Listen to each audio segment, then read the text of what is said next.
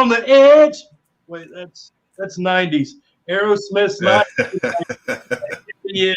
I'm here with the bourbon dude. Fred, what's up? What's up? No, man, I'm hyped. I've got some Smoke Wagon. It's a bourbon made in Vegas. It's real smoky, if you couldn't tell by the name. I got my baseball in hand. I'm ready to talk some starts. I'm ready to talk some sits. I'm ready to talk about Rams and Hawks. I'm ready to roll, man. Rams and Hawks. Caw-caw! We're talking start sits the first half, guys. If you're looking for the Seahawks, the Rams, hang with us for the second half. You won't be disappointed. We got George Martin coming on. Not Ricky Martin, George Martin. But right now, dim the lights. The intro music has begun. Clear your mind. Get ready to get fantasized with the host of the collective, the nightcap. Tuck your sheets in and lay on your pillow. It is time. It is time to grind. We have Shane Barrett, the man, the myth, the legend. What's up? I feel like we need the lizards behind us, man. Look, I heard y'all intro with that. I had to hit it too. So I love it. Dude, we're doing start sits tonight, week 5, 4 weeks in. We've had our hits, we've had our misses. More hits than misses, though. I'm liking what we've been doing. Yeah. My hatred for Mike Gesicki has gone on far enough. I'm going to quit saying sit him. But, guys, we ready to get down to business? What, to defeat the Huns? Few buns? Few Huns? It is Wednesday night. We see Thrive Fantasy over there. Hashtag prop up. Make sure you're using our promo code FFAFfair. Guys, if you're not doing daily fantasy, if you're not gambling, living life like Aerosmith said, living on the edge, then you're not doing it right. A lot going on this week. We got a couple injuries, some news and notes. We've, of course, got the Carson neck injury. We got some big things going on. Brad, have you have one that comes to mind that you think we need to hit on, or are we ready for start sits? No, I mean, unless you're in IDP leagues, not really. There were some surprising moves today with Stephon Gilmore getting cut, but then not making waivers and ended up traded to the Carolina Panthers. If you're in an IDP league, look for him. I was able to get him off the waiver wire. And he can be a huge player in that cornerback position for you if he actually comes back healthy in week 7 like they say he will be. And then Jalen Smith, nothing. We haven't heard anything other than him getting released by the Cowboys. So it looks like right now he's going to hit waivers in the open market, and who knows where he's going to end up. So he's probably somebody worth taking a look at too. Maybe some frantic owners who are dropping him. And he's definitely worth a stash on those IDP. You know, let's say it's a 22-man starting lineup type deal. He's a guy you could definitely utilize. So other than that, no, that's really all I got, man. I got you. We got the regular season. Comes every like 4 weeks. The Joe Mixon injury, things like that. Obviously, we won't find out more till game time. But don't say I didn't tell you so about Mixon. All right, Shane, you're our guest. You're the guy that's coming into our turf, about to drop some knowledge. Let's go with your quarterback start to get us going. Yes, sir. And I completely agree with you on the Mixon injury, and I'm not shocked that Chris Carson is also hurt. I can relate to him, though, because my neck has been stiff as all get out lately. So my QB start, and as a Cowboys fan, this hurts me a little bit, but it's Daniel Jones. Even with the way that the Cowboys defense has, I think, looked improved from an actual football standpoint, from a fantasy standpoint, they are still giving up, I think, the 30th most points to QBs. And Daniel Jones is balling out. I feel like that's the way to go. He is balling out. He's kind of comparatively speaking, hell yeah. He's kind of been a bit of a Konami QB, and that's shocking, to be honest. So, yeah, I think that he is a smash start this week against the Cowboys defense. It's just crazy, man. Like, this quarterback, what is he? He's got to be top 10, I believe, right? I want to say he's 5th. Yep. Yeah, he's up there. Woo! Danny Dimes, man. Looking for a dime. Damn dirty fine. Who is your start, Mr. Bourbon Dude? Oh man, this is equally as tough for me. Look, we're gonna be talking some rookies in these start sits this week, which is not really been heard of up to this point. And for me, I'm going with the lesser of the evils right now. If you want to look at it that way, I'm going Zach Wilson. What? Zach Wilson from the New York Jets, rookie quarterback. Look, we saw him actually play pretty friggin' well last week against Tennessee Titans. Had just shy of 300 yards, a couple touchdowns. Still had that interception, so still some secure ball security issues there. But here's the deal. He's playing the Atlanta Falcons. You know how many interceptions the Atlanta Falcons have? That's a big old fat goose egg. Not a single fucking one through the first 4 weeks of the season. Not to mention the fact, out of the 8 interceptions that Zach Wilson has thrown, 5 of those have gone to safeties.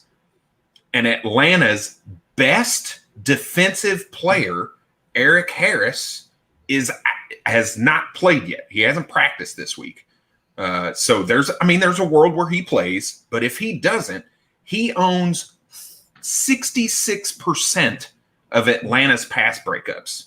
He has 4, and there's 6 additional for the rest of the team total. So without Eric Harris at the safety position, the best defensive player, and Zach Wilson throwing all his interceptions there, I just think it's a world where this guy gives you a good floor with his rushing, because I think it's going to be a somewhat competitive game, and he's going to be able to air the ball out with you. He was a serviceable quarterback last week. He gave you just over 20 fantasy points, and I think you could see something very similar to that this week against the Atlanta Falcons. Atlanta, where the players play. Sipping on drink all Bourbon day. Dude, I don't know if you saw it in the private chat, but I'm referring to you as Ben Davis now for the rest of the episode, because you sound exactly like Ben Davis off of Ozark. I like it. I'll take it. Hey, I'm famous. I'm famous.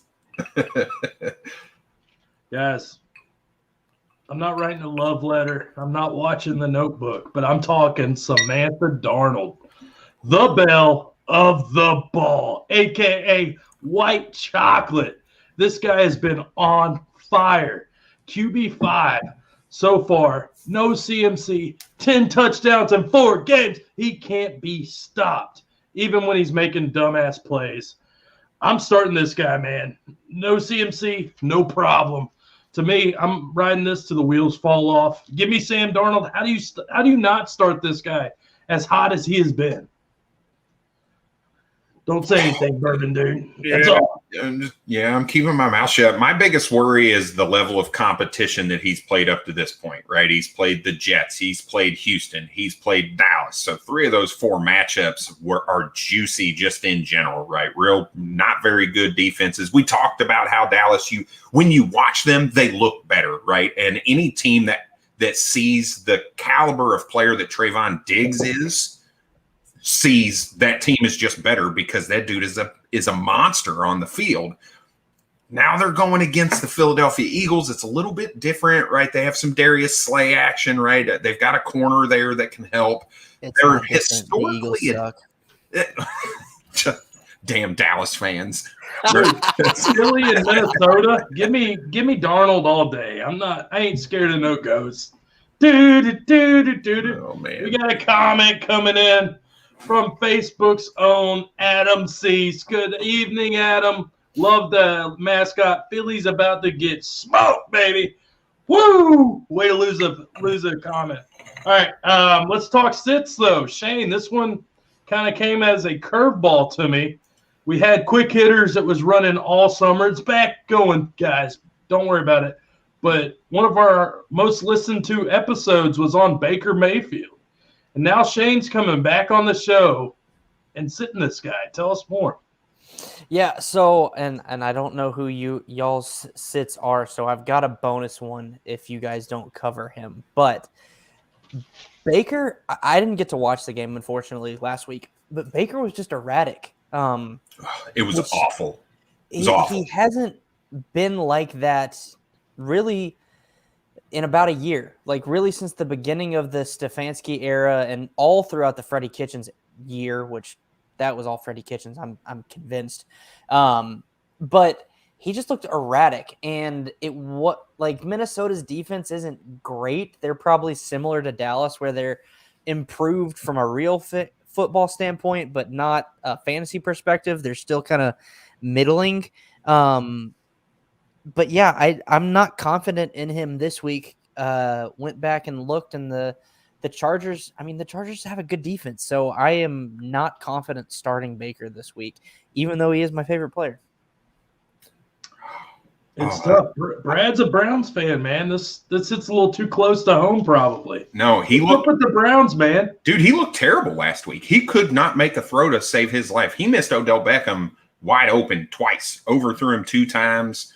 He was throwing the ball high. He was not accurate last week, and I think a lot of the issue is that offensive line had a very poor performance last week. Everson Griffin handed them their ass last week. So totally. Now you're coming one in. Play where, and I won't say I got into it, but I had a friendly debate with someone on Twitter where there was the one play where he stepped up into the pocket and threw it, and it hit the defender in the back of the head. Yep. It looks bad because it hit the defender in the back of the head. But if you actually watch the play, he did a lot right on that play. He avoided the sack. He stepped up into the pocket. Just and then not accurate. Got the throw off. And it wasn't even an accuracy standpoint. It was more of just a power thing. And I think that was more of he wasn't able to actually fully step into the throw and get all the torque that he needed onto it. He just kind of had to flick it and fling it that way. And that's why it didn't really get there. It was a rough week for him. It was. And this week is not going to help them, right? The LA Chargers have not 1, not 2, but 3 cornerbacks in PFF's top 20 rated in coverage. So it's going to be a rough week for them. Luckily the Chargers run defense is not that good. So hopefully they lean on that run. They lean on Nick Chubb. They lean on Kareem Hunt, and they use those tight ends. That's the recipe to win here. But when you think of that recipe, the recipe being the running backs and the tight ends, that doesn't bode well for the quarterback position of fantasy. So it makes a lot of sense. All right, Brad, hit us with it, my man. I'm going rookie again, and a lot of people are going to hate me, Eric. I can already hear him damning my soul right now. I'm sitting Trey Lance. There's no way I'm rolling him out this week against the Arizona Cardinals. I know the game script is probably going to drive him to need to throw the ball, and that's what worries me. He had a 50% completion percentage last week. Now, I know he had to come mid-game with the calf issue that Jimmy G had, but here's the deal. I watched that game. Out of his 9 completions, only 3 of them were good. That touchdown pass to Deebo Samuel was a pitiful throw. Pitiful. Had it not been a busted coverage, that wouldn't have been a 70-yard touchdown. It just wouldn't have been because he threw that ball 10 yards too short. Deebo literally had to stop to catch the ball and then start running again. So luckily Debo's got that acceleration and was able to get there. He just did not impress me. I know he's going to give you that rushing floor that everybody likes. I don't want to play somebody for their floor right now, right? If I'm in a dynasty league, he's staying in my taxi. I have no reason to pull him off the taxi and play him. And if I am in a redraft league, there are so many better options than Trey Lance and that floor that he can give you with rushing the ball. He's just not ready as a passer, and I'm highly suggesting against him right now. Not to mention Trent Williams. There's a chance that guy doesn't play his left tackle. And who's his left tackle up against? Chandler Jones. How many sacks did Chandler Jones have in week 1? 5. That is not a scenario I want to see Trey Lance in. Yeah. That changes the whole dynamic right there. Yep. And like we said, he hasn't been the most accurate quarterback. He's throwing zingers in. You gotta smooth that shit out. You gotta Josh Allen it over time. I'm going one, maybe not as popular because he has been on fire, but I'm going Taylor Heineke. Heineke. Everybody loves Heineke. Saints defense, like I said, they're giving up yards, but I think their defense is way better if Jameis can just figure shit out. 7 picks in 4 games. I think this is a turnover game. I think with having no Logan Thomas, this could be an issue. We'll see. Maybe I'm wrong here, but I'm not liking Heine against the Saints in week 5. I could have said Big Ben or something stupid and made it like way easy for people. But, yeah, Heine, man, I just don't feel it. I feel like the Saints defense is better than people give them credit for. Yep. You guys All right, I do have a bonus sit for you guys then for quarterback. You guys didn't cover him. Let's see it. Let's do it. Yeah, I'm going to get so much shit for this. But it's Justin Fields. Oh, yeah, that's a given. For me, that's a given anyway. Yeah, so he was not spectacular like I expected against Detroit, who's one of the worst offenses or defenses in the league. And he's playing – I'm totally forgetting who he's playing this week. The Raiders. Yeah, the Raiders. And so I went and looked, and they didn't give up more than 250 yards to Justin Herbert and Lamar Jackson through the air. And then the other 2 quarterbacks they have played so far are Roethlisberger and Brissett, and neither of them scored over 20 fantasy points. I do not expect a good day from Justin Fields. He started. Go ahead. I was going to say, he started so hot in preseason. The hype was there. We're like, anybody's better than Trubisky. Or is it just a Nagy thing? Like, they just don't want to play for this coach. Fuck. That's exactly what it is. I mean, when you look back at his first start against the Browns, the play calling was terrible. It did not set him up for success. You can't put that on Justin Fields. Now, I think from a progression standpoint, you saw a lot of better play calling. You saw Justin Fields make better decisions last week against the Detroit Lions. I mean, the guy was 11 for 17. That's pretty solid completion percentage for 200-plus yards, right? He had some bombs to Darnell Mooney. So I expect, and we'll talk about Darnell Mooney, peek behind the curtain a little bit. I mean, Justin Fields, from what you want to see from a rookie quarterback, I think showed you that he responded well from that terrible outing against the Browns. But you definitely cannot start him this week for sure. But do not panic sell him either in Dynasty leagues. Totally agree with that. All right, Shane Dog, hit us with your RB start. It is Mr. Chase Edmonds, who I believe is RB11 on the year so far, which is surprising to me for this year because he's not scoring touchdowns because those are all going to James Conner.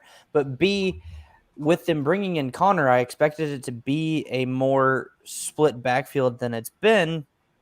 But he's still, he's being uber efficient and still getting the passing work, which is where his points are coming from. So this week they are playing San Francisco. That game could end up being a shootout. Maybe, I don't know. But either way, I see a lot of volume for Chase Edmonds still. And like I said, he's been really, really efficient. So I expect another good week from Mr. Edmonds. How about Connor? Would you start Connor in a spot like this, coming off of 18 carries, 2 touchdowns? Yeah, I would. I'd be comfortable starting both. Connor is more of a flex, but I'm definitely comfortable starting either. All right. While we're on running backs, let's get with the running back start sit. Do I start Clyde Edwards or Damien Williams? Here we go. Let's see. We got Damien Williams against Oakland. Who do we have? Clyde Edwards-Helaire playing. The good old Buffalo Bills. Ooh, I think I'm going Damien Williams there. Well, spoiler alert, Clyde is actually my sit, so I'll just go ahead and do both. Clyde is my sit because he's playing Buffalo. I don't think that Kansas City has finally seemed to get him involved, and I could foresee that still happening. But the problem is they haven't gotten him as involved in the passing game as we all would like, even though he did have a receiving touchdown 2 weeks ago.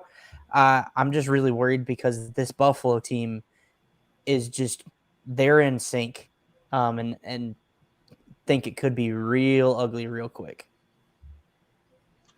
Oh, so what about you, Brad? What do you got here for us? Yeah, I can't. I haven't been a CEH guy for a long time, and I'm sticking with it. There's no way I'm playing him over Damien Williams right now. One, I think the matchup is just better for Damien Williams. Obviously we talked a little bit about the Buffalo Bills defense, but he needs that passing work. And, you saw Damien Williams get a little bit of that last week in his limited snaps. So you expect that game script against the Raiders to me are going to want to come out and try to prove that they are a good football team, right? They come out, they play the Los Angeles Chargers and just get smashed. So I think they're going to come out in force. And they're going to be that's going to put the Bears down, and they're going to need to pass early. And I think Damien Williams is going to be the large benefactor there. I am interested to see how they fit Khalil Herbert in, the rookie out of Virginia Tech, but I think Damien Williams is going to dominate the snaps for sure. And there's no way I'm playing Clyde against the Bills, period. I liked Herbert coming out. I thought he was a pretty good back. I was impressed with the tape. We're getting to the start sits. Everybody wants our opinion, guys. Need 2 wide receivers this week. I got Woods. I got Boyd. I got Jones, Sutton, and Shenault. This is a bunch of good receivers right here. This has to be a deep team here. Let's see what we got. We've got God, this is just crazy, dude. Yeah, so I can start. I'm definitely throwing Robert Woods in against the Seattle Seahawks. They're bottom half or lower against the wide receiver position.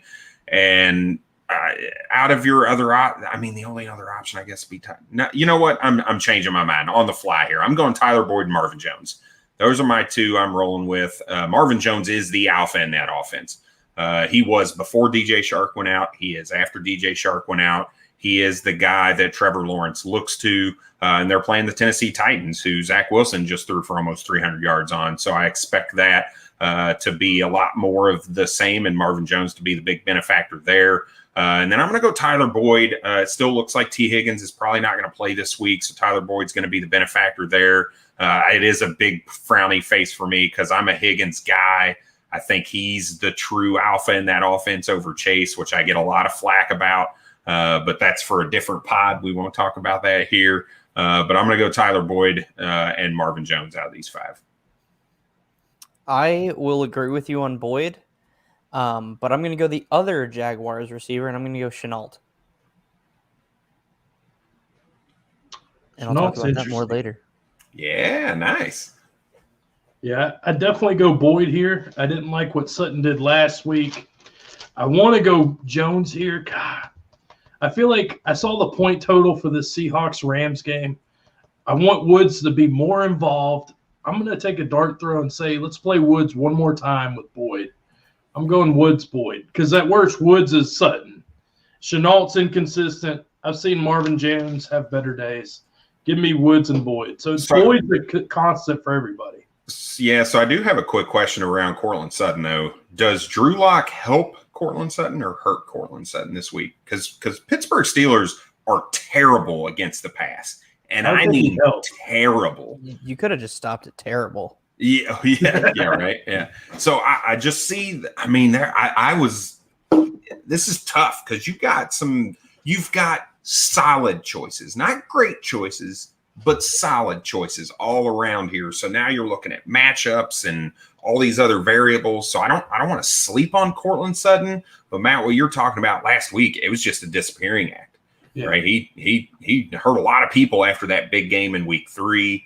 So I can't trust him. Maybe the quarterback changed in the middle of the game. So Hoover High School alumni Marlon Humphrey was shutting him down. Go Bucks. Oh, jeez. I love it. All right, let's get Brad. Did you give us your RB start already? I have not. So this is going to kind of contradict just a little bit my quarterback sit, believe it or not. And I'm going to go with whoever the starting running back is for the San Francisco 49ers. If Elijah Mitchell plays, I'm starting Elijah Mitchell. If he sits, I'm playing Trey Sermon. I just think the volume is there. Arizona is absolutely pitiful against the run. If you go back and you look, they're allowing over 5 yards per carry. They're also allowing 4 catches per game to the running back position. So I just see a situation where, that offense in San Francisco likes to throw to the running back position as well. They like to feed one guy in game. Now that guy during the game may change because of injury, but they tend to try to lean on one person while they can until they get hurt. So I'm comfortable with these guys in the game.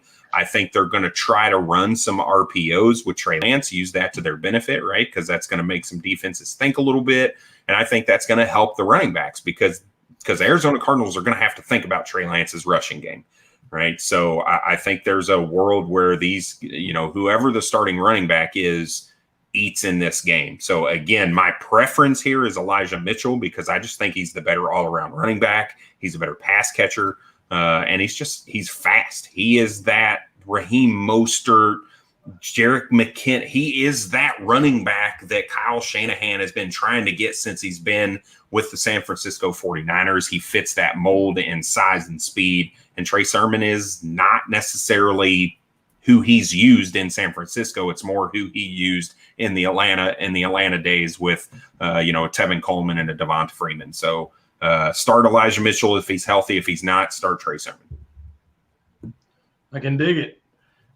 I'm going to London. I'm going to Blokes. Lolly. I'm going to the RB3 on the year. I'm going to Cordell Patterson, a.k.a. Hot Sauce, a.k.a. Wiki Wild. This guy is going to run wild. Hey, and if he doesn't run wild, he's going to catch so many passes, he's going to whip that ass. Guys, this is a match made in heaven. The Jets give up the second most receiving yards to running backs. Oh, shit. We got a spill? We definitely had a spill. Oh, damn. Bourbon's going down a little too fast, dude. Jets allow the most points to running backs. End of story. You play the matchups. You play the hot hand. If Patterson was RB35, I'd probably not start him. But RB3, you got to run with the Wolves, baby. This is too good of a start. More questions are coming in. This is a good time, Shane Dog. Let's get back to the start. 3 PPR: Woods, Pittman, Waddle, Devonta Smith, Damien Williams. Good God, this is just a who's who of talent. Hit me with it. Start 3. Give me Woods, Waddle, and Damien Williams. All right. How about you, dude? I am going to go. Oh, man. I guess I got to go with the same 3. I was wanting to fit Pittman in there, but you started talking about Marlon Humphrey, and then that got me wondering a little bit, like, how's that going to play with Pittman, who's not really a separation kind of guy to begin with. So he's going up again, like literally every throw against Marlon Humphrey there. So definitely Woods, and definitely Damien Williams. And then I'm looking at Waddle versus Devonta Smith. I love me some Devonta Smith, but they're going up against Carolina, and I just don't know how that's going to go for him. I'm going to go Devonta Smith instead of Jalen Waddle. I'm going to go Devonta Smith. The reason I picked Waddle was because Fuller is out and just went to IR. So I think that's going to see a increased role for, well, obviously all Miami Dolphins receivers, but Waddle, I think, becomes the alpha in that wide receiver room. I think he's the target leader out of all 3 obviously out of Fuller because he was hurt anyway, but I believe he's got more targets than Devontae Parker as well. Well, that doesn't surprise me because Devontae Parker sucks. Yeah. Same here. I'm going Devonta Smith, Damien Williams, and Mr. Woods. I'm going to sit on Pittman. He's getting the targets, but he's just not producing more than like 10, 11 points. Not what you're looking for off of like 12 targets. So better days ahead, hopefully. More than wide receiver 3 upside. Pittman, Waddle, you didn't make the list.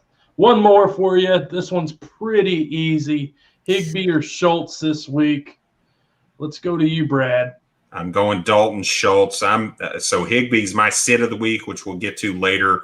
And look, Dalton Schultz, that's somebody Dak Prescott looks for. When it's a broken play, he looks for Dalton Schultz. So to me, he's a smash play damn near every week at this point.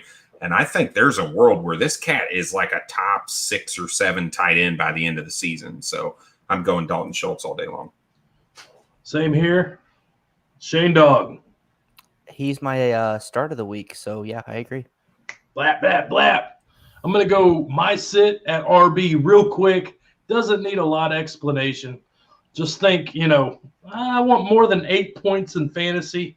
You probably don't want Miles Sanders in your starting lineup. This guy has sucked ass. So this guy is definitely a sit. Last 3 games has been awful. 9 carries over 2 games. Next. Brad, who is your sit?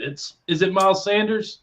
No, Miles Sanders gets so much disrespect. This guy's averaging over 5 yards a carry. He looks good with the ball in his hands right now. 9 carries over the last 2 weeks. I know. I understand that. I'm not arguing. Yeah, he's a good talent. I'm not arguing the sit. Nick Sirianni is fucking up, is what I'm saying. This guy is the best running back on your team. Don't get me wrong. Kenneth Gainwell deserves work. Absolutely. But Miles Sanders is your bell cow guy. He's very good. He's looked good when given the opportunity this year. We're not talking about Miles Sanders anymore. He's a sit. Everybody agrees with that. You know who else is a sit?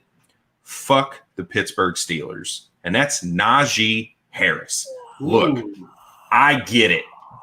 Everybody saw 19 targets in week 3, and they're like, oh, my God, head explode.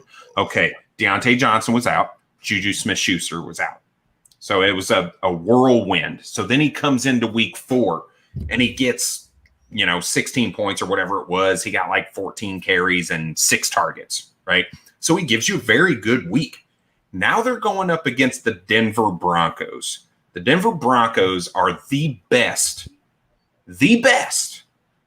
run defense in the NFL by far. It's not even close. These guys are limiting running backs to 3.3 yards per carry. You know what Najee Harris's average is? 3.3 yards per carry. They allowed Baltimore, who is this rushing powerhouse, they limited them to 102 yards total between the running back position and Lamar Jackson. 50. So then you say, Najee Harris, he catches all these balls. He gets all these targets. Denver limits the running back position to a 50%, less than 50%. It's actually 10 catches on 21 targets to the running back position. So Najee Harris gets 15 carries, but averages 3.5 yards a carry. And that's on a good day, 3.5 yards a carry, right? That's not a day you want. What people are leaning on are his receptions. Not even the yardage he's getting out of the receptions, because that's not even good. But now you look at, okay, well, he gets 7 targets. Well, Denver's keeping you at, we'll give you 4, great, just above 50%. That's not a week that I want to start Najee Harris. I don't believe in him. I don't like the talent. I didn't like it coming out. Maybe I'm jaded. Dude, you have no idea how much flack I got about this cat over the course of time. But either way, the Denver Broncos are solid. The Pittsburgh offensive line is not good, and I'm not playing Najee Harris this week. And I've got him in a league. Hold on, I got to pick my jaw up off the floor. We probably just lost some listeners because they stepped in and heard me say Najee Harris is not good or something. No. You made it worth it. You said Jaded, which is another Aerosmith song. So that's the third one of the night. So thank you for Jaded. Yeah. We all get it. All right, let's hit receivers speed round. There's like 60 receivers. Let's give them one of the 60 to start. Brad, hit me with it. Yeah, Darnell Mooney. Darnell Mooney's my start for the Chicago Bears. Look, they're playing the Las Vegas Raiders, and the Las Vegas Raiders have some good, solid corners. But here's the deal. The first 3 weeks, the top receiver for the teams were guys who were under 185 pounds. Marquise Hollywood Brown in week 1 had 19.5 fantasy points. Deontay Johnson in week 2 had 21. Jalen Waddle in week 3 had 16.5. Right? So these smaller guys that are not running on the outside are destroying the Las Vegas Raiders. Right? Keenan Allen last week had 7 catches. Now, granted, those 7 catches were only for like 35 yards or whatever it was. That's enough to make him a plug-in play in the flex position. And Darnell Mooney is an explosive player. You saw his connection with Justin Fields last week with his over, I think, 125 yards on 5 or 6 completions, receptions. So I'm plugging Darnell Mooney in with confidence this week. The Mooney. How about you, Shane Dog? Who you starting this week at receiver? Laviska Shenault. So, yeah. So, I know you talked about how he's been inconsistent. His snap share has been at least 65% in every single week. He's had, other than week 3, at least 7 targets. And last week, he converted 6 of his 7 targets for 99 yards. Had a carry for 11 yards. That was a catch. It wasn't a carry. Whatever. But so with Chark being out, I think that he's going to have a much more vital role in the offense. And like Brad mentioned earlier with the Tennessee game, the Tennessee Titans gave up 7 catches on 9 targets and 61 yards to the slot master himself, Jamison Crowder. And I think Shenault will play a similar role to that and succeed. All right. I'm going back to London, bloke. Going to Cheerio. Might listen to a little S. Smith while I'm down there. I'm going Corey Davis against Hot Atlanta. This guy's their alpha. 111 yards in a revenge game. Let's keep it going. Let's run it back. 8 targets a game. And he's going up a piss-poor Atlanta defense. Mark it, dude. Book. Hey, I'm good with it. I love Corey Davis. I liked him last year. What? There we go. Well, Aerosmith. Can't get out of there without it. All right. We've done receiver hits. Now it's time to do sits. I'm going to start off. I'm going Parker, man. It was a mirage. It's fake. This is not what you want. Great week 4, but Bucks aren't no slouch, man. This is a team you're going to play. I'm not, like I said, he's got the targets, but I'm just not. I want to see more of it. Not the worst matchup, not the best. Let's just pump the brakes on Mr. Parker. I still don't trust Brissett. Getting more start-sit questions, guys. Shane, who is your sit at the receiver position? My sit at the receiver position is, unfortunately, Chase Claypool. I just think that Ben's health, Claypool's own health, and like Brad alluded to earlier, just a piss-poor play of the offensive line. It doesn't bode well for Claypool. So I'm sitting him this week with the matchup that they have. All right, I can dig it. I mean, you can always give an idea to sit all your Steelers, honestly, at this point. Brad, hit me with your sit real quick. Yeah, this one's, I'd almost say kind of a little bit of a cop-out, but I'm sitting Bryan Edwards. Look, people who watch the Raiders, let's say you flipped on at the end of the game. You see Bryan Edwards catching all these balls in the fourth quarter and in overtime, and he's ending up with 3 catches for 80-something yards. You're like, man, this guy's fucking good. The problem, Derek Carr doesn't look for Bryan Edwards until the fourth quarter or overtime. Like, it just doesn't happen. Not to mention he's going up against PFF's best top-rated cornerback with the most forced incompletions and the most pass breakups in Jalen Johnson and the Chicago Bears. So I don't want anything to do with Bryan Edwards this week. I think it's a Darren Waller week. It's a smash play for him. Obviously, there's no way you're benching him anyway, but I'm not looking at Bryan Edwards, and I actually think guys like Hunter Renfrow are the targets you would want right now in Las Vegas this week. 7.8 targets a game, baby. Hunter Renfrow. We got a couple questions here. Corey Davis, who's had a consistent share of targets, things like that, is in a good spot here. Are you taking Damien? Before you say Damien, he does have a deep thigh bruise, so something to consider. Shane Dog? I'll take Corey. Just that Atlanta defense is so piss poor, putrid, horrible, horrific, terrible, whatever word you want to use for it. It's bad. I'll go Corey here. Yeah, that's where I'm at. I'm Corey Davis as well. Same here. Same time, same place. We got one more. This one seems like an easy trade question.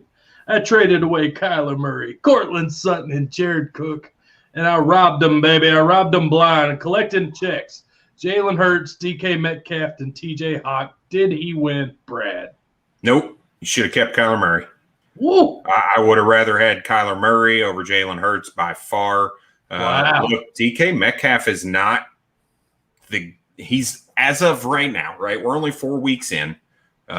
He's not the guy you had hoped he was going to be, right? Tyler Lockett is getting all those. He's getting some targets. Don't get me wrong. He's serviceable, but he's not that one that you thought he was going to be.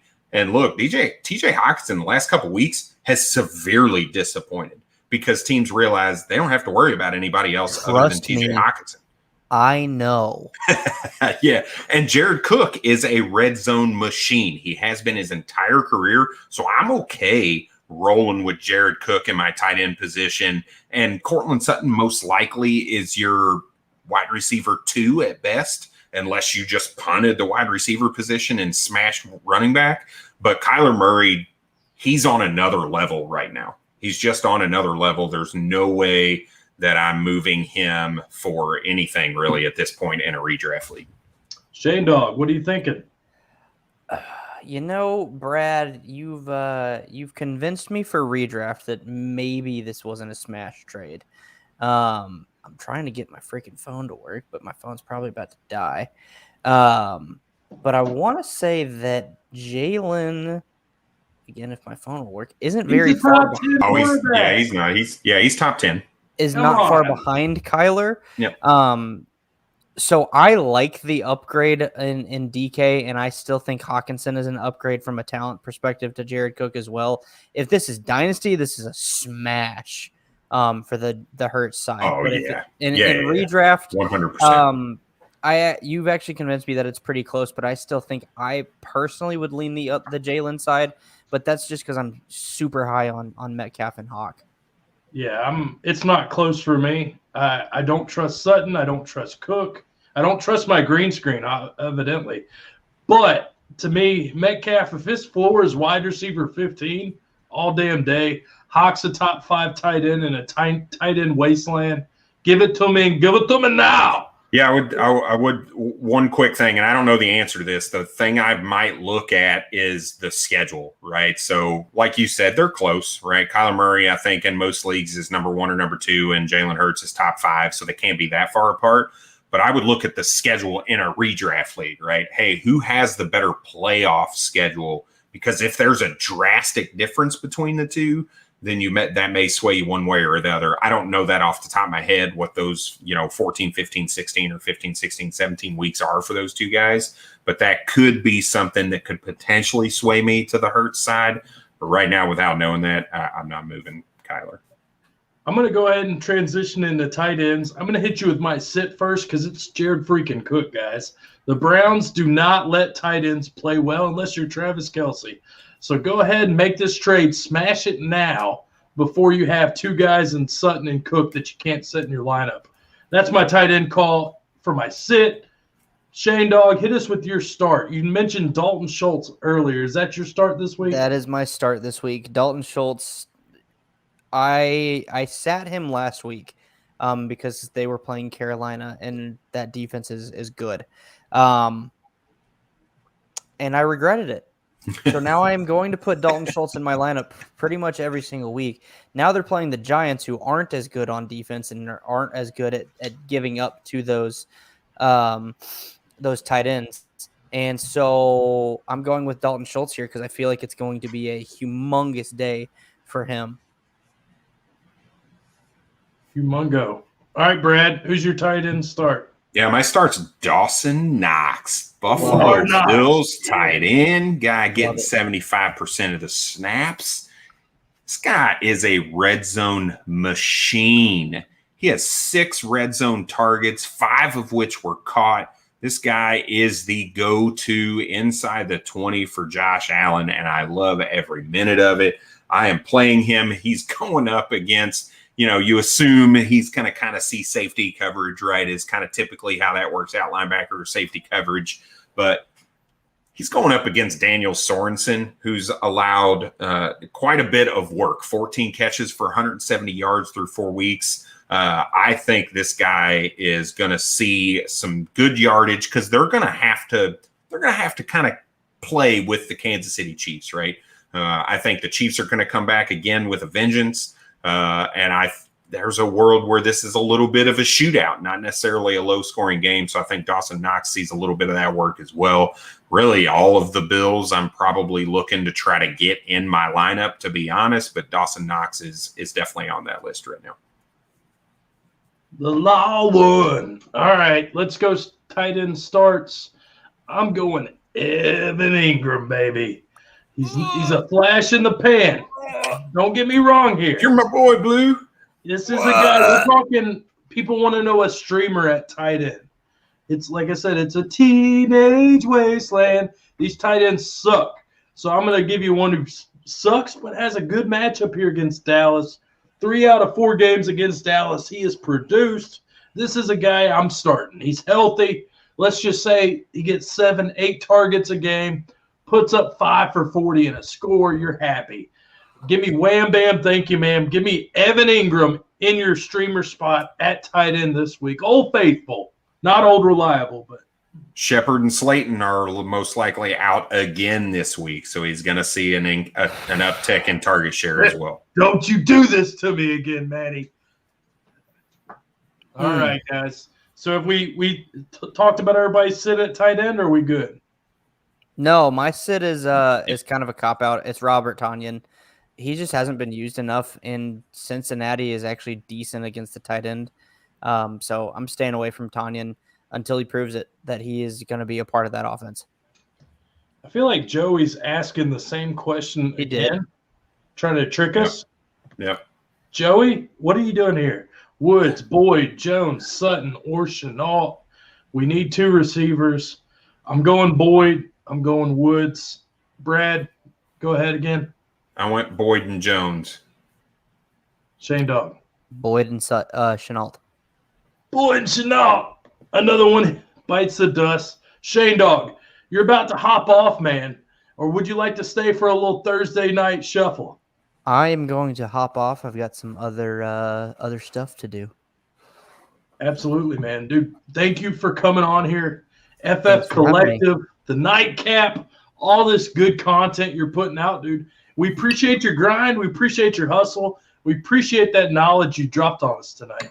Yes, sir. Thank you, and thanks for having me. Hell yeah, man. Absolutely. So, dude, we're getting rid of Shane Dog, but the night's not over. Shane, wow, he's out of here. Like a bomb, baby. Bam, bam, bam. We got Thursday night, Brad. You watching football tomorrow? Of course. Dude. Of course. While I'm live streaming, it's going to be amazing. Oh, I can't wait, dude. I'm pumped. We got the Seahawks. Let me change this. Start sits. You can still ask questions. We're just transitioning into the Rams, into Seattle. I've never been to Seattle. Have you been to Seattle? I have not. No. I got a lot of friends who have because they were stationed there at the sub base up that area. But no, I have not been there. All right. We got a guest. We got our second half. This is our encore. We're off the stage, but they're cheering for more. They want the man, the myth, the legend. This guy's LA. This guy has done it all. Part of the La Familia. This guy is literally the spokesperson for parenting, guys. And this guy is about to drop some knowledge. Rams, Seahawks. It's Wednesday night. Let's get loud. Let's get pumped. Jorge Martin is in the house. Hola. How we doing, everybody? Good. How are you, bud? I'm great, everybody. Life is good. It's a little stressful over here because the Dodgers are in the wild card game and do or die game. You know, you don't want 106 wins. So, but it's only in the 6th inning right now. So I figure by the time we're done, it'll still be tied. And maybe, who knows, it could be a late night out here in LA and very groggy people tomorrow. So thank you so much for having me. I've been wanting to collaborate with you guys Matty Daddy, I just feed off your energy just from your promos. I want to run through a wall and just go through. Now I do want to throw out one Aerosmith song, which may be one, which for my money is one of the 5 greatest breakup songs of all time. What It Takes. Yeah. Tell me what it takes to let you go. Man. I can't hit that Steven Tyler. Oh, but let me tell you something. That song. Just excellent. That's excellent. Just gets there. It's to me, after Dream On, it's my favorite Aerosmith song. Every time I look, dude, George, LA though, man. You said Dodgers. You've crossed paths with the Dodgers. How do you feel about having these Rams in your home turf? Love it. It's actually a return for me. It's kind of like that girlfriend who came back, and I grew up a Ram fan, so I'm old enough to remember when they left, and they kind of went away, and I just said, it was out of sight, out of mind. I did draft their players, especially Marshall Faulk and Isaac Bruce and those guys, obviously, and Kurt Warner those days. But when they came back, it's kind of like, all right, you're back in my backyard. Okay, take you back. They embrace. Come on, let's go get married again. So it's phenomenal. And you know what? The city is starting to readopt them. I mean, a lot of the older school fans.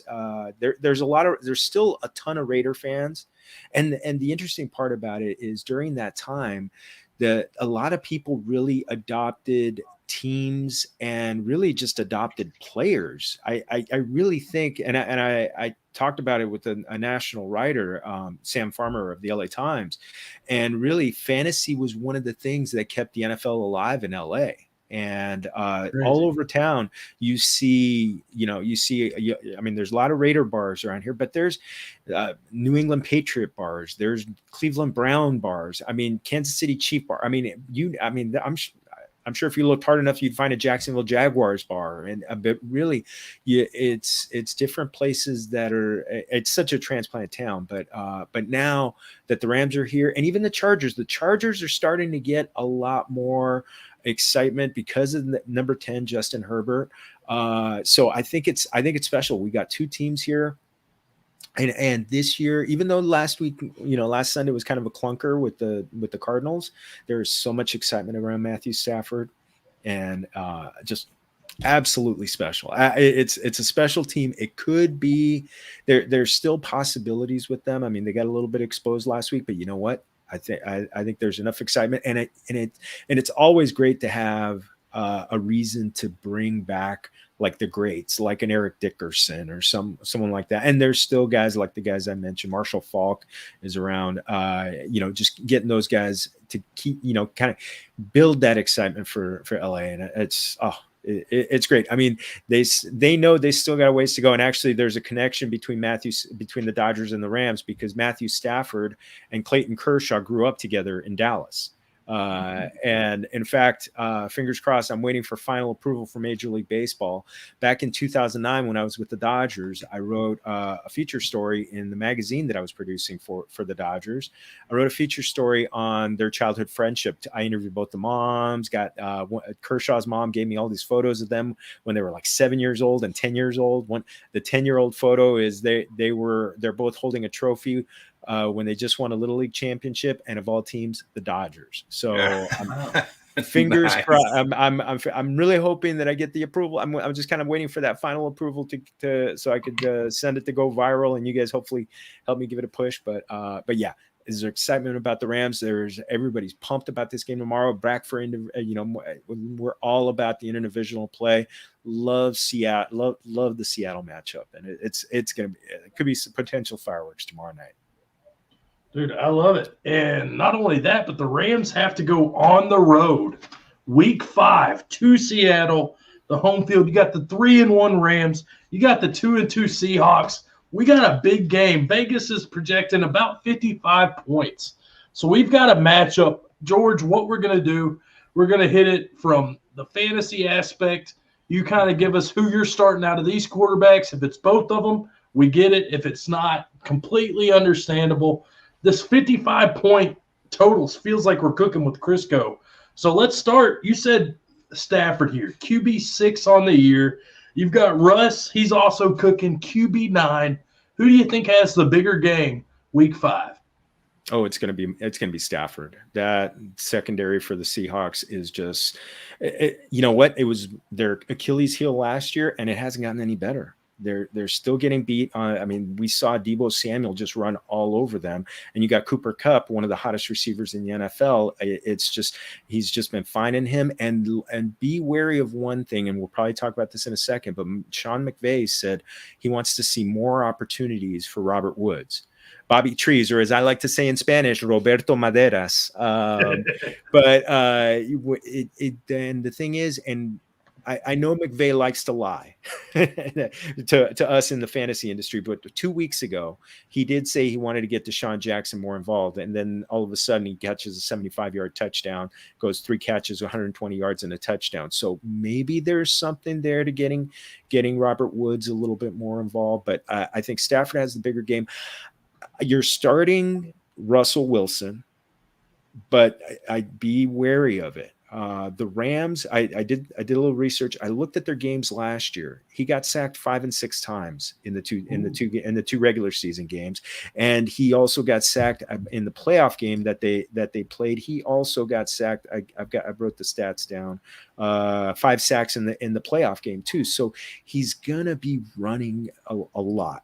And, that was one of his issues, just the protection. And I was looking at, Nick Bosa was in the backfield a lot last weekend, and Russ was and Nick Bosa is a stud, but I don't think there's anybody bigger and badder than number 99 for the Rams.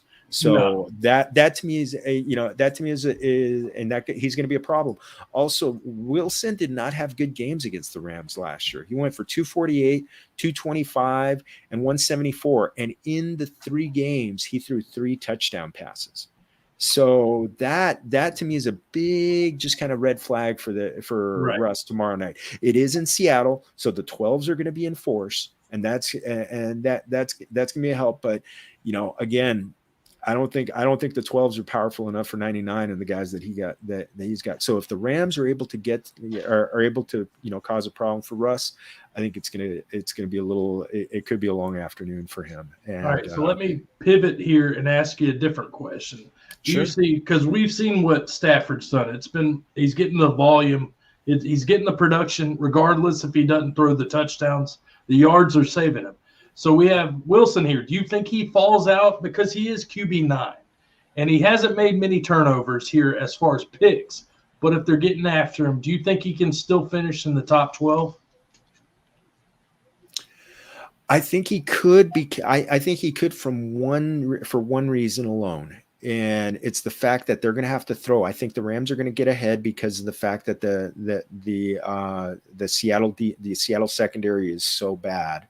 And actually, the run defense is not very good. In fantasy points per game, where do I have them? They are number 31 against the running back. Ooh. So they're getting beat on both sides of the ball. So it's just it's going to be the play action is going to be working, and to me that opens the door. If you're playing DFS, I'm tomorrow night I'm playing DFS. I'm putting Deshaun Jackson in there on the fact that that Stafford's gonna throw 1 long ball to him, and maybe 2-3 long balls to him. He connects on one, and then all of a sudden off to the races. So that to me is the big thing. So I think Russ has a good chance to break free, to go over the 250 yards, and plus he's running. I mean, we saw that 20-yard touchdown run that he did last week. That was just beautiful.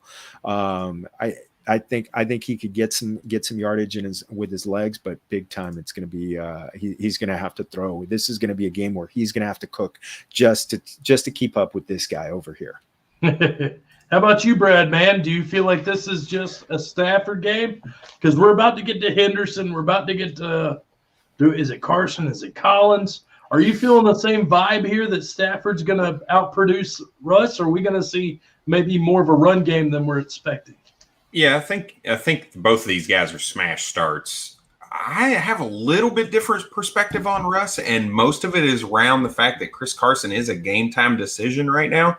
And if Chris Carson doesn't play, now they're not going to roll out Rashad Penny and DJ Dallas and that be how they go and win the game, right? They have to, quote unquote, let Russ cook, right? As people like to say, and the kind of hope was and everything else. And the other piece that I think people are kind of overlooking is the departure of Brandon Staley. Look, that defensive coordinator was phenomenal. And Raheem Morris is not doing the same thing right now. That defense is allowing a lot of passing yards. I want to say they're like 21st against the pass right now. So I think there's an opportunity on if Raheem Morris calls a bad game that Russ is going to light the world on fire next week. But with all that being said, Matthew Stafford is not going to go down with what is being said on television right now about the Rams and how they may be fake and everything was a ruse and all this. Like, he's not going to let that go, right? He's going to come out guns a-blazing, and he is going to absolutely eat this week. So I have Stafford a couple spots above Russ this week just because they got beat so badly last week against the Arizona Cardinals, and all of this media coverage is, oh my God, if the Rams lose, what are they? They're falling apart. I'm like, this team is 3-1, and they played great against the Tampa Bay Buccaneers, and then they come out and they got beat. I mean, it happens, right? It's the NFL. You can be beat any given Sunday, right? But Matthew Stafford's not going to let that fly, right? He hears that in the background, and this dude's got a fire. He's always had a fire. So Matthew Stafford, for me, is the top of these two, but you can't go wrong with Russ because I do believe he's going to have a pretty good game as well. Yeah, ditto on both what you said. Like I said, top 12 quarterbacks. Proof is in the pudding with both these guys. I love the swagger, everything that Stafford's going to be having going into Seattle. Granted, I could see the run game, but I think they're both safe plays. If you've got either one of these guys, you're starting. Now, here's the tricky part. We're going to the running back position. Collins. Carson with the neck injury. Collins, I remember him losing a fantasy week. This was like 2 years ago? It was like literally week 1 of the season for the Ravens, and he fumbles on the 1 yard line in the end zone. Just, that's my memory of Alex Collins. And then we've got Sony fumbling. We've got Henderson showing some life. You have to worry about the injuries. George, what are you doing at running back? Do you see RB1 territory for either one of these sides? RB2? Are you trying to avoid the situation in general? The only one I'm really looking at is Henderson. I'm really worried about Carson on this one. I've read a couple of, on Twitter today, a couple of medical experts are really not liking the possibility that he's going to play.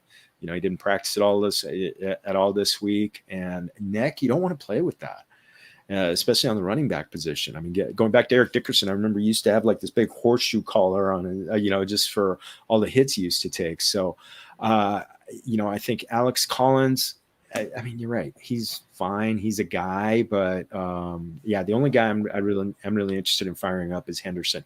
He got a lot of work last week. He ended up having a really good game. I mean, it was 18 carries, 49 yards. He also got some work in the passing game. I mean, it was 5 catches for 27 yards. So, I mean, that to me, if he punches in a touchdown, that's putting him top 12 right there in the RB1 category, or just at least in the teens.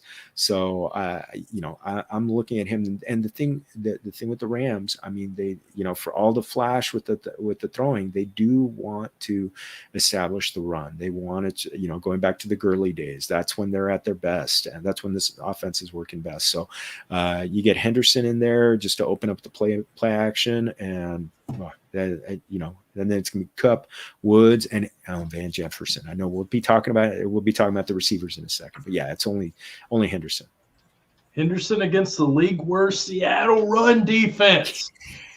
How do you say no to that? Brad, talk me off the cliff.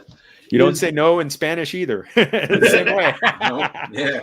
I'm not talking you off the ledge here. Darrell Henderson is the only guy that I want out of these. I have very similar current concerns around Chris Carson.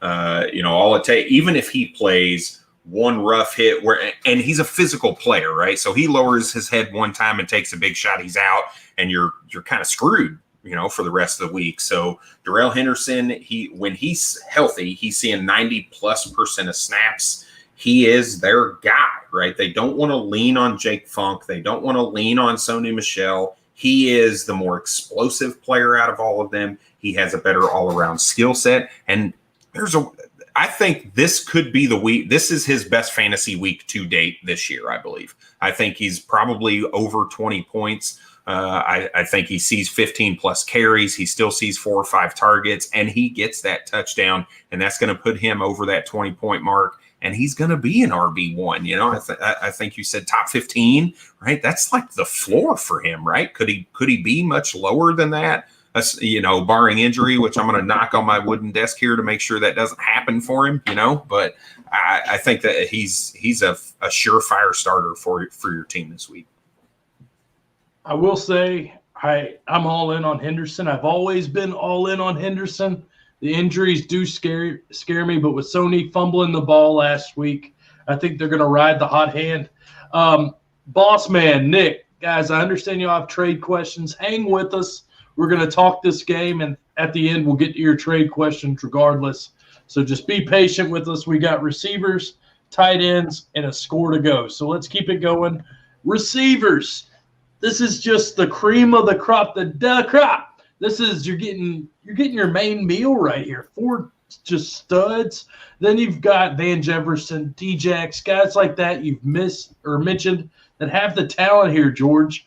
Tell us which one of these receivers finishes one. Is it Kupp with all those targets? Is it DK's bounce back game because they're going to be down? What are you doing here? How does this rank out for you? The thing that worries me, I love DK. He's one of my favorite players. And he did pop for 2 touchdowns in the playoffs, almost 100 yards. But the Rams beat him up a lot. Jalen Ramsey stuck to him, and he gave him shadow coverage, and he beat him up during the regular season. Kept him under, kept him under. What was the numbers that I had on him? He 28 yards in one game and 59 yards in another. So that to me, if they're going to put Ramsey on DK, then to me, I'm looking at Lockett to be the guy. He had 2 great games at the beginning of the season, 2 quiet games in a row. I'm looking at him on the Seattle side.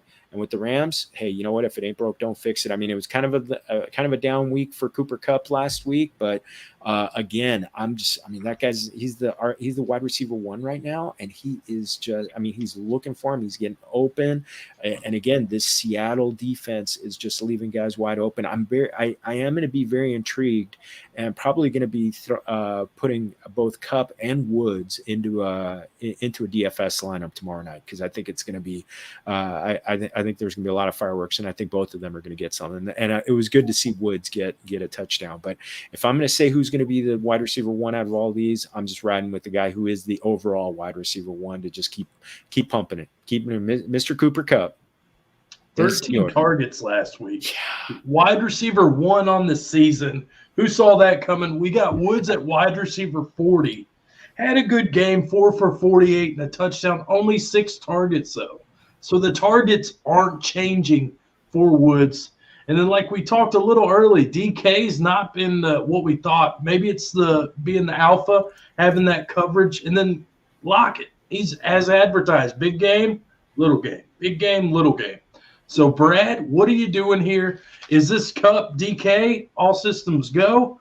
Or are you kind of fading DK, going Lockett? What are you doing here? Yeah, it's hard because Lockett didn't have good games against the Rams either. But for me, I'm attributing that to the way that Brandon Staley structured his defense, which is not how Raheem Morris and the defense is right now, right? Like we said earlier, that pass defense is like number 21 in the league. They're not really good at stopping the pass. Jalen Ramsey is still good at stopping the pass, but not some of the other players on that team and the way that the strategy is laid out right now. So I think DK sees a lower game, right? Because I think Jalen Ramsey, they're going to use him to kind of shadow DK a little bit and keep him shut down. So if anybody on the Seattle side, it's either going to be Lockett or Freddie Swain, right? We've seen Freddie Swain have a couple big catches down the field as well. So, I mean, obviously out of those two, I'm playing Lockett, but there's a world where maybe on that DFS slate, like you're talking about, maybe I throw a Freddie Swain in there for $3,000, right? You never know. On the Rams side, it's Cooper Kupp all day long for me. It's not even close. I may even be willing to start Van over, we mentioned Van Jefferson earlier. I may start Van Jefferson over Robert Woods right now. I am really worried about his utilization. It's just not there. And you saw his touchdown last week. His touchdown in week 1, he was like the third or fourth look. If you go back and watch that, it was a beautiful catch, a little toe touch on the back of the end zone. But if you watch that, he was looking for Cooper Kupp. He had him come across the formation on motion. He slid out into the flat. It was covered. He looked at Higbee. Higbee was covered. Then he went to Woods. That was not designed for Woods. That's not the guy he wanted to go to. And I just don't know that Stafford is really looking in his direction. And you kind of see that in the numbers. So we had a start-sit decision earlier with Robert Woods, and I picked a couple players over him. I think it was Marvin Jones and Tyler Boyd over Robert Woods. So right now I'm probably sitting Robert Woods if I've got some better options, but Cooper Kupp and Tyler Lockett are locks for me in this matchup. So I'm going to can I add one thing about Lockett? Absolutely. One of the things that I learned over the offseason, Lockett was dealing with a lot of injury. He's playing through several leg injuries in the second half of the season. So maybe that also played a part in him having slow games against the Rams, because both their games were in the second half of the season after he was dinged up. So interesting. So that's one thing to kind of keep in mind about Lockett. I mean, and that's a factor in why I'm more apt to. I'm totally in agreement with you on DK getting the shadow coverage from Jalen Ramsey. Well, I have a question for you, George, because we are seeing all three of these receivers, other than Woods, putting up top 15 numbers, and Woods is sitting here at wide receiver 40 through 4 games. So we've heard Brad's opinion. Why is this just not clicking for Woods? And is it, let's just say, future outlook?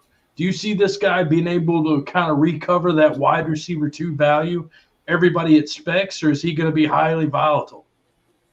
Well, I think part of it is going to come down to how hot Cooper Kupp remains. And I don't think it's so much. I think he's getting coverage, but I think what has hurt him is the emergence of Van Jefferson. And he's not getting a top cornerback. He's maybe getting a nickel cornerback, or so he's getting that. And Deshaun Jackson just taking the deep shots. I think Woods will have some good games. I just worry it's going to be kind of inconsistent. It won't be like Tyler Lockett last year, having the games with 200 yards and 3 touchdowns. But, he might have a couple of games. I really expected him to have a big game against Tampa Bay a couple weeks ago, because the fact that he had a big game against Tampa Bay last year and it didn't show up. I made him one of my starts of the week, and just thinking that. But I'm a little worried just because of the fact that Van Jefferson has emerged and really become that other receiver. And I think Woods is going to, kind of at best get into that wide receiver 2, kind of like that, 24 to 35 range. I think that's what, he's at 40 now. So maybe he jumps up a little bit. I mean, he's so good, and he's still being so involved, but yeah, it's a little bit concerning that he's dropped off, because I recommended him above Kupp before the season. I got, it's like, this stuff on my face right now is egg. So, and you know what, the reason why I did that, and I feel like my process was sound, just from the fact that their targets were almost identical last year. It was just the fact that Woods got a lot of work in the running game. So that to me was the big difference. But Kupp is, and I was a little worried about Kupp. He had his knee drained during the offseason, and him coming off an ACL surgery a few years ago, that just that gave me a little bit of pause before wanting to fire him up. I do have him on a couple teams, but I have Woods on more teams. All right, we're getting a ton of trade questions. Let's get to let's talk tight ends, man. This is kind of your tight end streamer of the week. Like, we've seen Higbee we've thought it's going to be there. The targets have been about 5-6 a game. It's just you're like banking on a touchdown at this point. And Everett had a good game against the Colts. Then he's been gone. I think he's coming off the COVID list for the game tomorrow. Could be wrong there, but then you got Will Disley. Are you streaming either one of these tight ends, George? If it's going to be one, it's going to be Higbee just from the volume. I'm worried about Everett because I haven't seen anything that he's supposed to come back in this game. Revenge game. That's right, revenge game. Revenge game for him and the offensive coordinator. So Shane Waldron. So that's the other thing. So that's the other thing to keep in mind. I know. I think it was Shane in the sits. I think he was one of his sits of the week. I mean, I've got Higbee as my tight end 1 on a couple of teams, and it hasn't been pretty. And the only saving grace is that my quarterback on those teams has been Stafford, and he's been good. I would only start Higbee if just from the simple fact that you have to, because there's just not a lot of tight end options out there. What about you, Brad? Who you doing here? Yeah, I mean, if it's between the two, it's got to be Higbee. My concern is, Seattle was able to hold George Kittle to a pretty poor performance last week. He had a ton of targets. I think he was over 10 targets, but he only had like 4 or 5 catches for like 40 yards. That is a very bad game. And I'm sorry, Tyler Higbee, I know you love Tyler Higbee, Matt, but he's not anywhere even close to George Kittle. So part of me wonders, okay, how much of that was Trey Lance and the switch at quarterback in the middle of the game versus the actual Seattle defense, who's been porous everywhere, maybe not necessarily at the tight end because they're so porous against the running back and the wide receivers. But, if you got to pick one, it's definitely Higbee. But he is my sit of the week at the tight end position, if at all possible. So I'm trying to steer clear if I can. And here I am playing devil's advocate. If I'm streaming tight ends, I love Higbee being attached to Stafford. And like I said, I'm a sucker for Thursday night primetime games when you have the revenge game narrative. I'm firing up both of these tight ends for week 5. Damn. In honor of CJ Uzoma last week. Yeah. I love it. I'll put both these in my cash lineups and pray. George, before we get to the questions, who's winning and by how much? What's your total for this game? What are you thinking? Is it around that 54 point, or do you think it's going to be a little lower? What do you think right now? 54.5 is what Vegas has. I think they have the Rams winning by a field goal. Do you see it being a little bit more of a blowout, or is it going to be this close? No, it's going to be 31-28 Rams. It's going to go over. I just checked the weather report while we were talking. There's no rain in the forecast, so it's going to be wheels up on this game. There's going to be plenty of offense.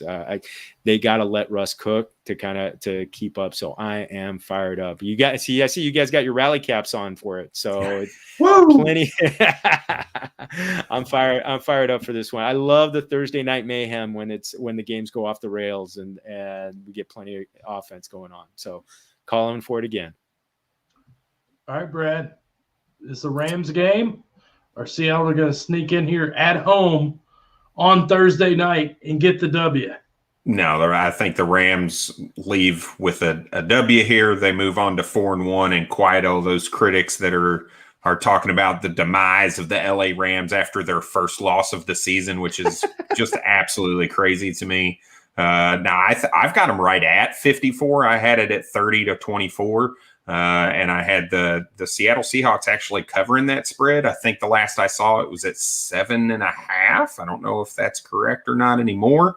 But I did have Seattle covering that just by the slightest margin. But I think the Rams leave with a W here for sure.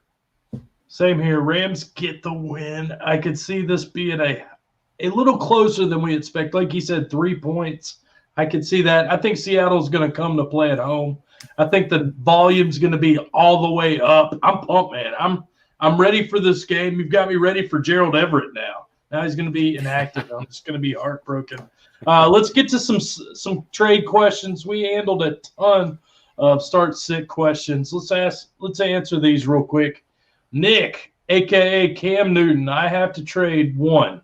My team has been decimated by injuries at RB, so the trade is either Deontay Johnson for Mike Evans and Damien Williams.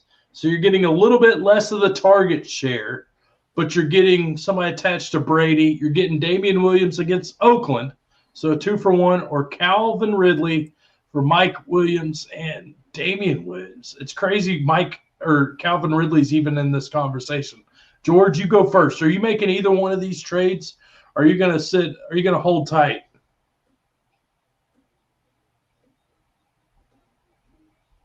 Did you ask me? I'm sorry. That's George. My bad. It went dark there for a second. I want Calvin Ridley. No, wait a second. If I'm trading one, I want to keep Calvin Ridley, so I'm trading Deontay Johnson. He's got a little bit of a knee injury. Ridley, even though it hasn't been pretty, I think he's still. I think the volume is just way more there. I'm trading Deontay for those guys. How about you, Brad? I'm finding another option. There's no way these are the only options. And the main reason I say that is I'm not moving Calvin Ridley and Deontay Johnson for Mike Williams, or Mike Evans, who's that boomer bust guy, and a Damien Williams, who's a rental running back for 4 weeks. I can't do that, right? Especially if I'm moving Calvin Ridley, I'm wanting a better running back option than that, right? Give me a lower tier wide receiver and a Kareem Hunt or something like that. Somebody who has some value for the entire season, not 4 weeks, because what are you going to do at the end of 4 weeks? You're kind of screwed at that point. Unless maybe you're the David Montgomery owner and maybe that's how this is working out. I'm not really sure, but I don't like either one of these offers, to be honest. If I have to take one, like we're saying, I'm also, as painful as it is, because I love Deontay Johnson, you can't move Calvin Ridley right now at that value. So I'm probably moving Deontay Johnson. Yeah, I would go for running back you can trust. One that you've seen play at Edmonds, a guy like that maybe has that RB2 volume, but has RB1 weeks. You don't know what you're getting with Williams. He could be ruled out this week, like we said, with the deep thigh bruise. So, Nick, keep on trucking, man. I wouldn't smash either one of these. See if you can get a better RB. Speaking of RBs, we just talked Edmonds. Let's get back to it. Edmonds for LaVisca and Melvin Gordon. I'm guessing this is a redraft question. Brad, I'm going to go to you first. Edmonds, who's RB12 on the year, I believe, for LaVisca, who's just cooking with Crisco recently, and Melvin Gordon, who's kind of in that timeshare. We don't know what we're getting there. Yeah, I'm keeping Chase Edmonds here. I don't know that I believe in LaVisca Chenault just yet, and we've seen – all you have to do is watch the game. Javonte Williams is a man. This dude is a monster on the field. They came out and just pretty much immediately gave them a 50-50 split, and you see they're putting him more in those positions of need.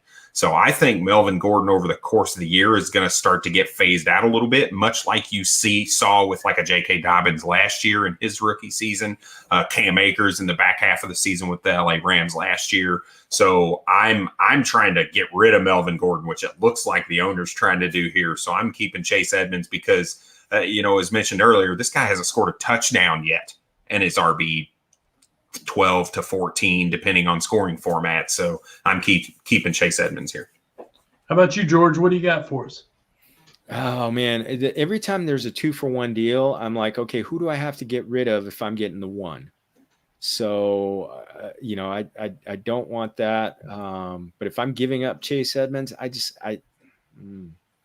I don't know who I get. I don't want to know who I have to get rid of to get LaVisca and Melvin Gordon in my lineup. And the one thing about Gordon, I can see him getting traded somewhere and getting a larger share as long as he stays healthy. But I'm holding on to Edmonds. You can't hate on Edmonds this year, just in that high octane offense. Connor's always an injury away from being, the Edmonds show. So let's keep it going, man. All in one show. I've seen your face around here a couple times. Welcome back. Is Mahomes for Herbert and Hopkins worth it? Mahomes, this is literally the bread and butter of most people's fantasy team.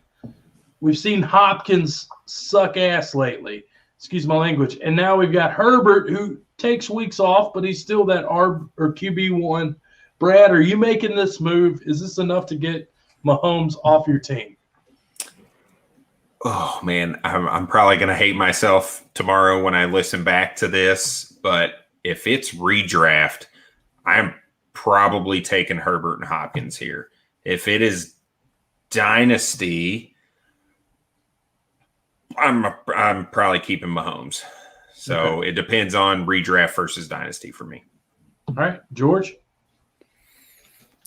I mean, Hopkins is potentially a top 5 receiver when he's healthy, and he, and I'd like to think he's going to get healthy over the course of the season. And you got that fiery offense, and Herbert is, Herbert's great, but Mahomes is electric. And I think there was Jerry Jeudy, on IR was being thrown into this deal. I'm barely leaning toward taking Herbert and Hopkins just because I think Hopkins is such a difference maker. That he's probably as good, if not better, than most receivers that are on the team that Mahomes is trading away. Yeah, you had Jeudy to this. There's no way I'm taking that, right? If I have to give up Mahomes and Jeudy for Herbert and Hopkins, that's definitely not happening. That changes it a lot for me. Throw in Jeudy as well. Yeah, that's not Jerry Judy's not a throw-in.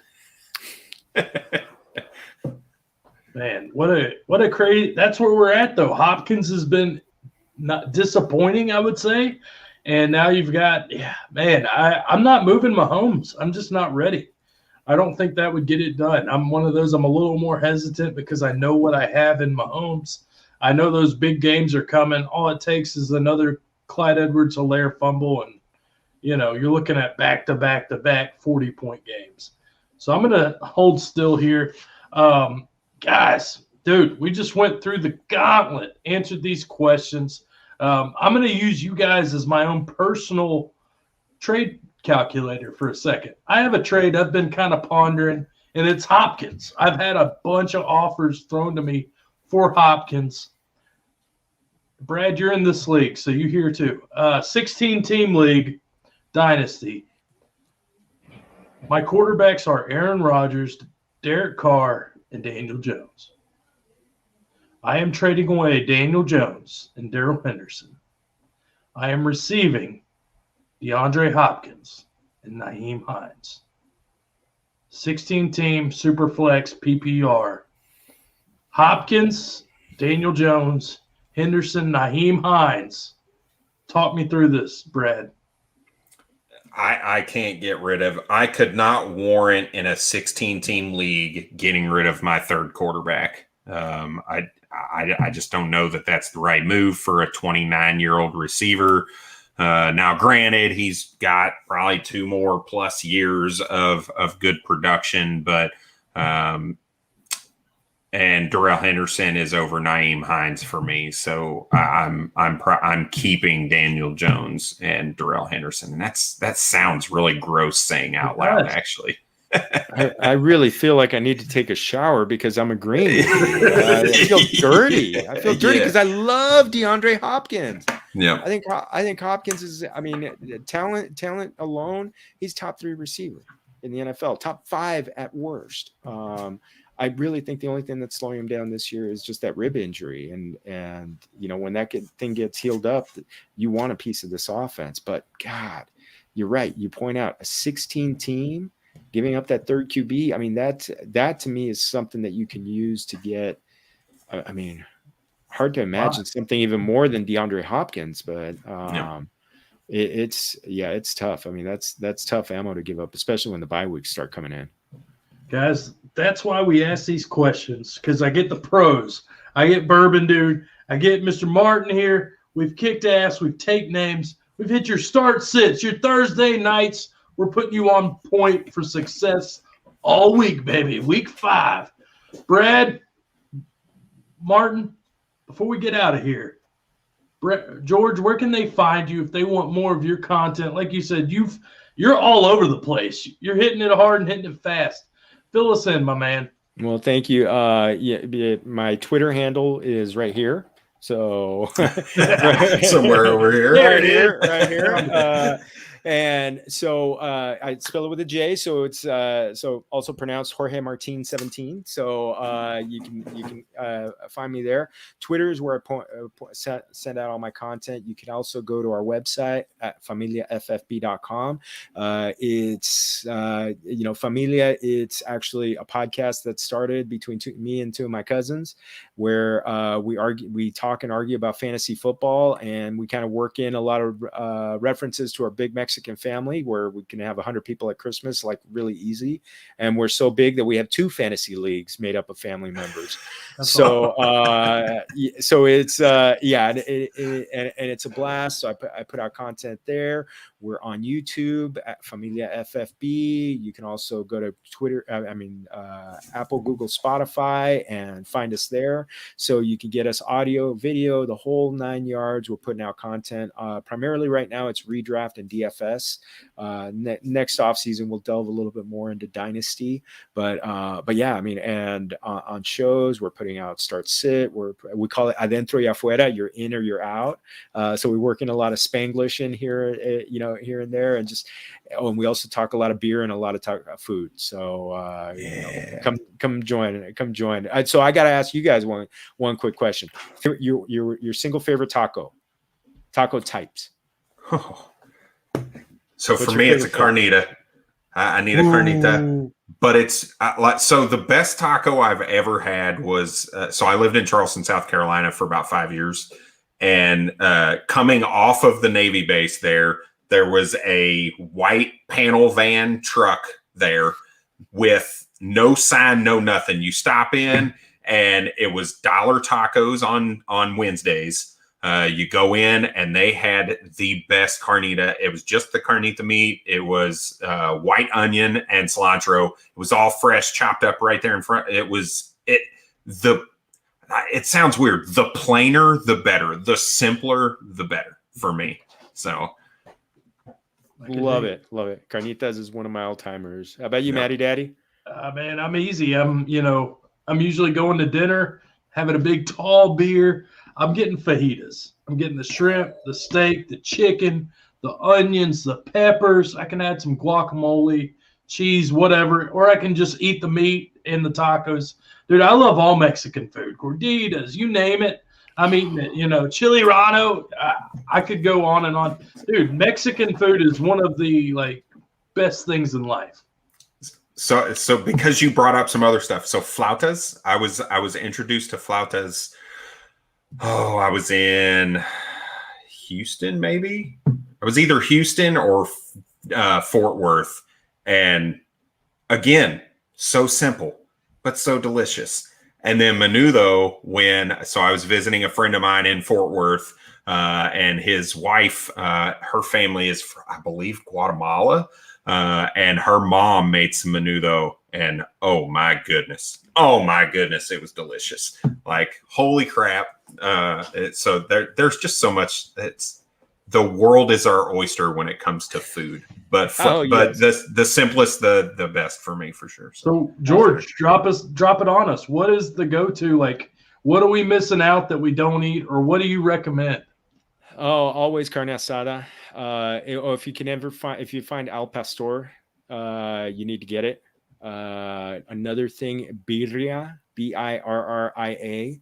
If you could find that, they'll give it to you, you know, instead of sometimes they'll give it to you in a burrito, but they'll also give it to you in kind of like a big piece of bread, kind of almost making it a sandwich. It is heaven on earth.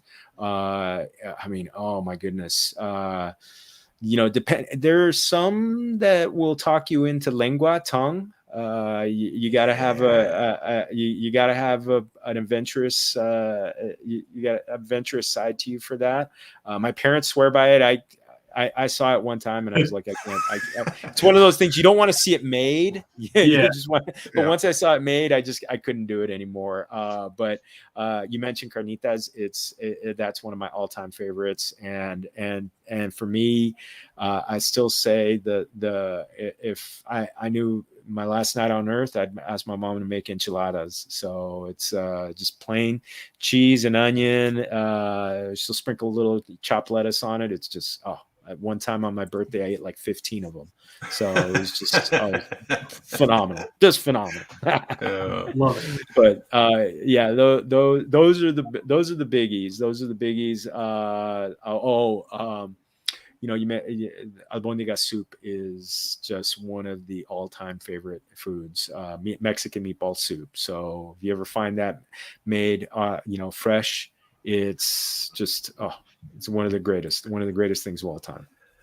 And George, you are one of the greatest guests we've had this year, dude. Appreciate you coming on, man. Just love your flavor, love your style. I love talking Rams to a Rams fan, dude. Good luck to you tomorrow night.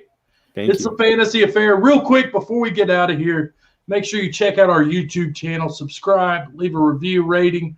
Also, we're putting out a lot of fire content on our website, www.ffaffair.com.